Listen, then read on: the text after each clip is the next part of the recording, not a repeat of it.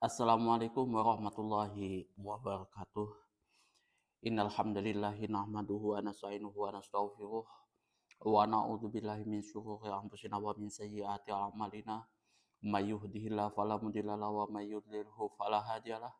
Asyhadu an la ilaha illallah wahdahu la syarikalah wa asyhadu anna Muhammadan abduhu wa rasuluh.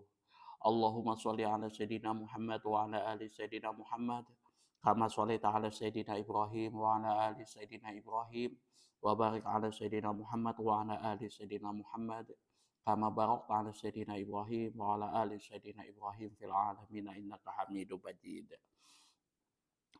Rabbi shrah li sadri wa yassir li amri wahlul 'uqdatam min lisani yafqahu qawli amma ba'du. Hadirin hadirat jamaah kaum muslimin wa muslimat yang dirahmati oleh Allah Subhanahu wa taala.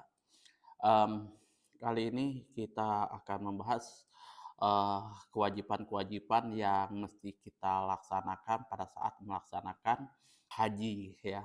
Yang mana pembahasan ini uh, terdapat di dalam kitab Fathul Qorib ya. Nanti kita akan lanjut di sunnah-sunnah haji seperti itu ya. Wawajibatul haji wairul arkani salah satu asya. Dan adapun kewajiban-kewajiban haji yang mesti harus kita laksanakan di sini, wairul arkani selain daripada rukun-rukun salah satu asya, itu terdapat 3 perkara. Ahaduha salah satunya yaitu al-ihramu minal miqatis shadiqi. Melaksanakan ihram dari batas-batas as-shadiqi yang tepat bizamani menurut zaman, menurut waktunya, wal makani dan tempatnya. Fazamani maka adapun yang dimaksud dengan miqat zaman binisbati lil haji yaitu dinisbahkan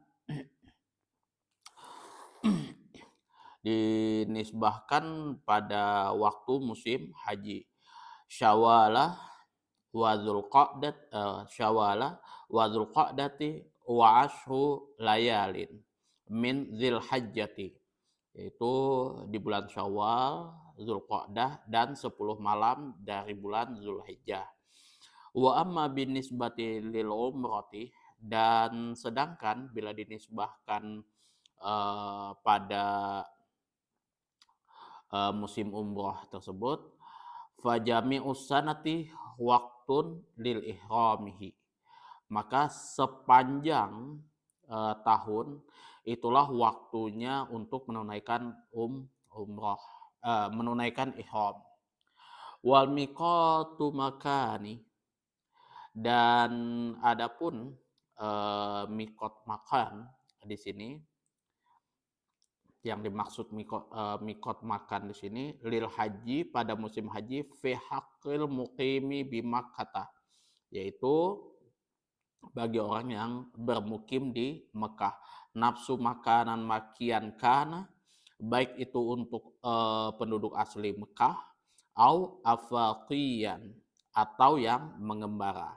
Maka di sini untuk orang yang bermukim di Mekah ataupun yang datang mengembara tinggal di Mekah seperti itu, cuman menetap beberapa tahun kayak misalkan TKI dan lain sebagainya di situ, maka di sini mikotnya di lingkungan negeri Mekah itu sendiri, artinya di rumah masing-masing.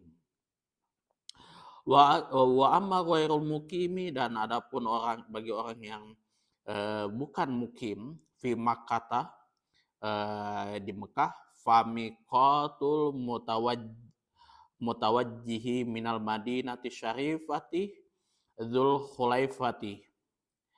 Jadi yang bermukim di luar Mekah itu, maka mikot-mikotnya adalah al-mutawajjihi minal madinati syarifati, jika orang tersebut menghadap dari jurusan Madinah yang mulia, Dzul Khulaifah, maka mikotnya itu di Bir Ali, di Dzul Khulaifah.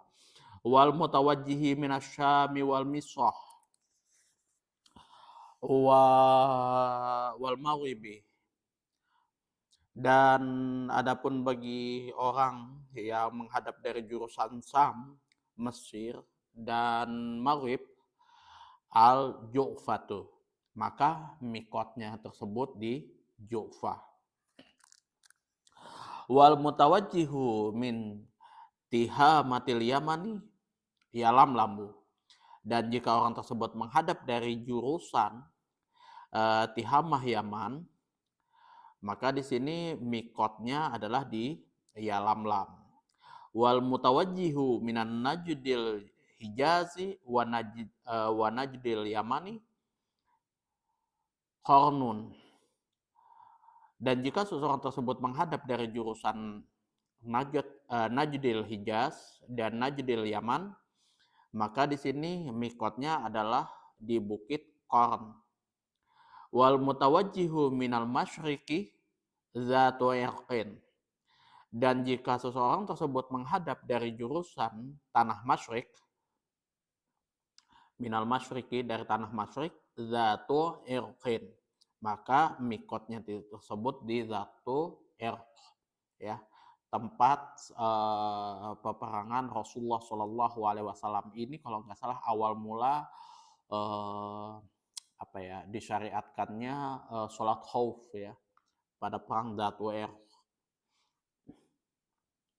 Wasani, dan adapun yang kedua, kewajiban-kewajiban minal wajibati, dari kewajiban-kewajiban al-haji, haji, romyul jimaris salasih, yaitu melempar jamroh yang 3. Yabda'u bil kubra, dengan memulai pada jamroh ula kubra, summal wusta, kemudian berlanjut ke wusta, summa jamrotil aqobah, kemudian melempar jumroh aqobah.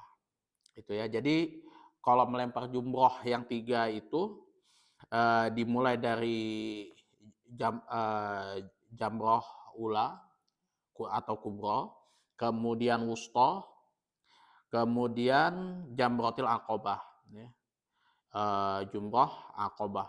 Wa yarmi kulli jamrotin bisab'i hasoyatin, dan hendaknya setiap lemparan bisab'i hasoyatin terdapat 7 buah kerikil.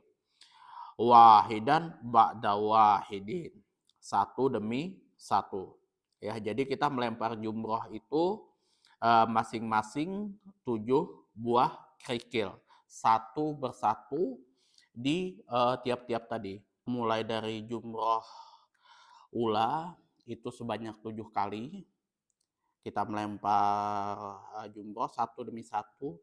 Kemudian di wusto kita melempar jumroh lagi sebanyak 7 kali, satu demi satu juga.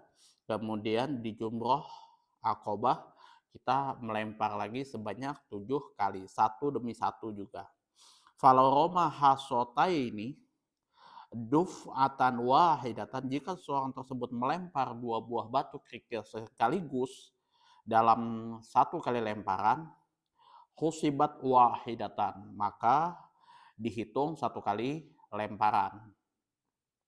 Walau roma hasotan wahidatan sab'a marwatin kafa, jika seseorang tersebut melempar batu kerikil, ya, melempar sebiji batu kerikil sebanyak 7 kali, kafa, maka sudah cukup. Jadi lempar satu, lempar satu, lempar satu, lempar satu, lempar satu sebanyak 7 kali, maka sudah dibilang cukup atau sah.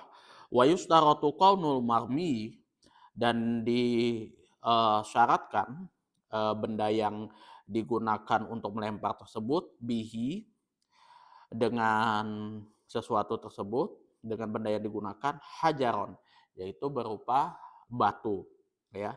Fala yakfi ghairuhu, tidak boleh selain daripada batu, kalau lu'in seperti intam, wajasin, dan kapur atau wajisin, kapur ya, atau mantan dilempar kayak gitu untuk melempar jumrah itu nggak boleh, itu nggak sah. Jadi mesti harus kerikil ya, batu kerikil atau apapun lah, kue kah atau HP kayak gitu kan, wah kurang satu HP, nggak boleh kayak gitu. Apalagi ya karena mungkin ada dendam kesumat dengan mantan kan, kurang satu jadi mantannya yang dilempar kayak gitu. Nggak sah itu, tetap ya mesti harus batu. Wasalisu, dan adapun yang ketiga di sini al-kholku, yaitu apa ya, membotaki ya, awi taksir atau mencukur rambut. Wal abdolu lirojuli al kholku, dan adapun yang paling abdol bagi seorang laki-laki adalah botak habis.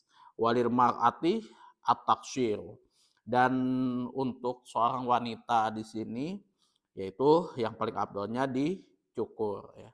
Wa aqallul khalqi, dan adapun paling sedikit kalau kita mau potong rambut di sini, izalatu salasi sya'ratin, yaitu memotong 3 helai rambut, minaroksi, dari kepala, holkon, baik itu dibotakin, au taksiron, atau dicukur, au naftan, atau dicabut, au ihrokan, ihrokan, atau dibakar dengan cara dibakar, au koson, atau dengan cara memotong, dengan cara apapun itu ya. Misalkan mau dibotakin kah, dicukur kah, dicabut kah, dibakar kah, atau dipotong, minimalnya 3 helai rambut, misalkan dibakar kayak gitu ya kan, dengan apa kayak gitu, nah itu sah. Wa man la sya'ra bi ra'sihi, barang siapa yang tidak mempunyai rambut di kepalanya, yusanulahu imrarul musa alaihi, maka disunahkan untuk menjalankan penyukur ke atas kepalanya. Jadi cuma dijalankan gitu aja. Kalau misalkan nggak ada rambutnya, dia sudah plontos habis itu. Kayak misal rambutnya siapa, Pan Diesel kayak gitu kan, dia mau umroh kayak gitu kan, sudah habis rambutnya nih kayak gitu ya, cukup dijalankan begitu aja eh, cukurannya. Atau kayak misal rambutnya siapa lagi, Deddy Corbuzier kayak gitu kan, dia umroh rambutnya sudah nggak ada deh, ya cukup dijalankan aja pencukurnya ke kepalanya kayak gitu, itu sunnahnya. Walayaku musyaru ghairu waqsi, dan tidak boleh digantikan eh, rambut kepala selain daripada